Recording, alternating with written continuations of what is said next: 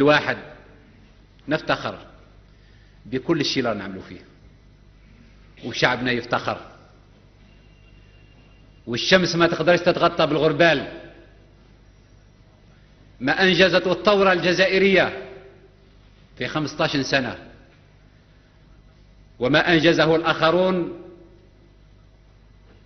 في أكثر من 15 سنة.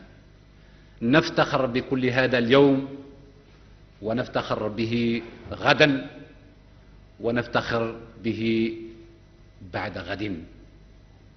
ولا يمكن أبدا أن نفتخر بديمقراطية البوس على اليد والبوس على الجلابة، لأننا شعب حر، لأننا أسياد، وهذه ديمقراطيتنا.